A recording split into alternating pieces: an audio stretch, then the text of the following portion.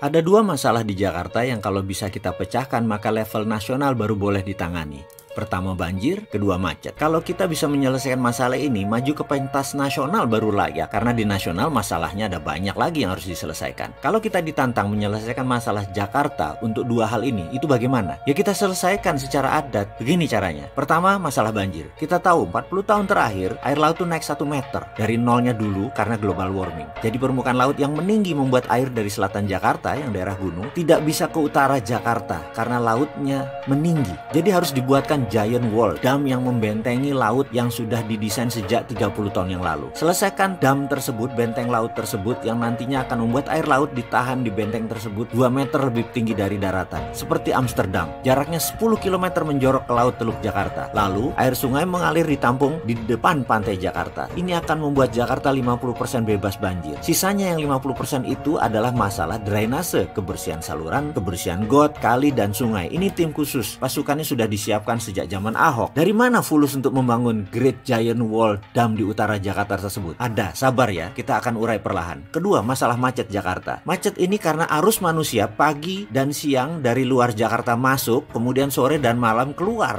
dari Jakarta. Jadi, kunci pengurangan arus tadi bukan dibangun rel kereta api, tapi dibangun rumah di tengah Jakarta. Lah kok rumah? Kalau ada rusunawa atau rumah susun sewa seluas 100 meter persegi, 3 kamar tidur, 2 kamar mandi, harga sewanya 2,5 juta per bulan. Anda mau ambil nggak? Kemudian ada sekolah TK, SD, SMP, SMA di sekitarnya, ruko, kios, warung, pasar di sekitarnya, klinik, puskesmas, rumah sakit semua ada di bawahnya. Mau tinggal di situ nggak? Weekend kita masih punya weekend house. Rumah kita yang di Depok, di Serpong, Tangerang, Banten, Bogor, Sentul, Bekasi dan lain sebagainya kita masih punya. Tapi kita tinggal di sananya hanya weekend. Hari biasa tinggal aja di tengah kota di Jakarta. Toh sewanya murah dan nanti kita tidak ada ongkos ekstra lagi untuk bolak-balik. Ongkos bolak-balik tadi hampir 2,5 juta loh per orang. Sekarang Anda bisa tinggal satu rumah sewa. Yang weekend house tadi ditinggali hanya Sabtu Minggu dan hari libur. Hari kerja di Jakarta semuanya walkable, bisa jalan, melangkah tanpa kendaraan. Lahannya di tengah Jakarta. Jadi tidak ada jalan bolak-balik lagi, kendaraan tidak wirawiri lagi, kendaraan berkurang mobilisasinya. Lahannya ada ratusan hektar tanah di tengah kota Jakarta, di Jalan Gatot Subroto, di Selipi, MT Haryono, di Halim, Kelapa Gading, Kemayoran, milik dari Angkatan Darat, Angkatan Laut, Angkatan Udara, Polri, dan Departemen Negara lainnya. Ini kita akan bangun